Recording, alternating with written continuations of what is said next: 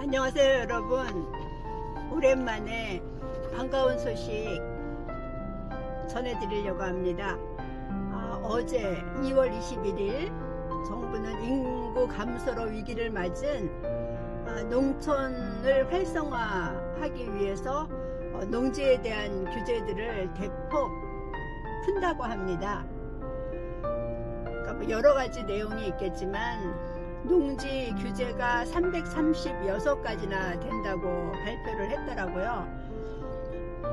현장에서 일을 하면서 우리가 일하거나 또 이용하는데 제일 가깝게 느껴졌던 답답하게 했던 것들이 농막에 대한 이야기인데요.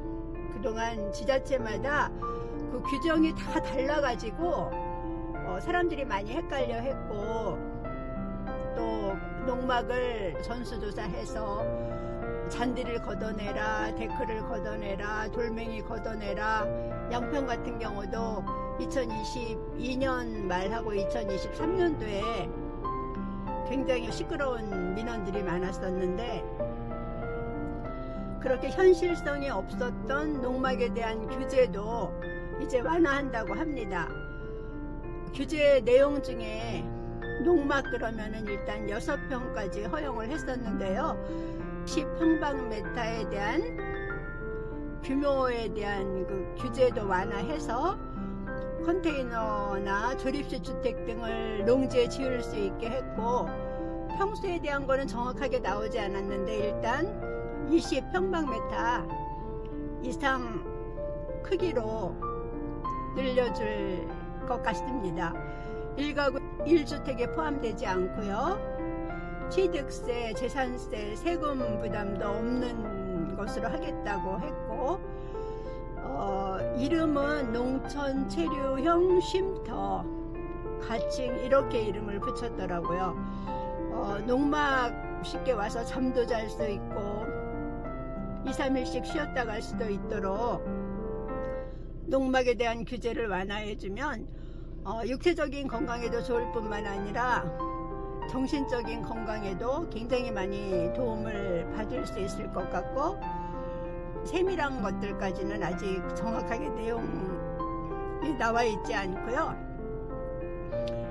어쨌거나 농막에 대한 규제를 완화한다고 하니까 반가운 소식이고, 두 번째로는 짜투리 농지에 대한 이야기입니다. 그동안 우리가 이야기를 많이 했었지만 3헥타르면은 약 1만 평방미터거든요.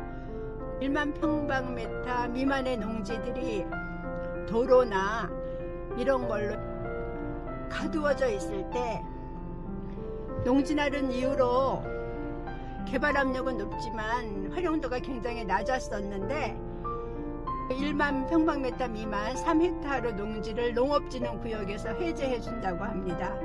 해제를 해서 뭐 체험시설이라든가 농업진흥구역에서만 할 수 있는 농사 이외의 것들을 할 수 있도록 해준다고 하니까 굉장히 반가운 소식 중에 하나이고요. 수직농장이란 얘기는 저는 처음 들어보는데, 컨테이너 같은 식으로 이렇게 단을 높게 올려서 농사 짓는 형태인 것 같습니다.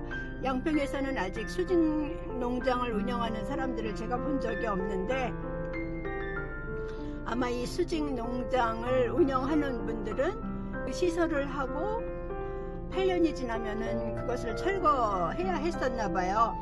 그러면은 이제 그 시설하는 데 비용이 들어가는데, 농사를 져서 8년 안에 그 시설비를 거두기 어렵거든요.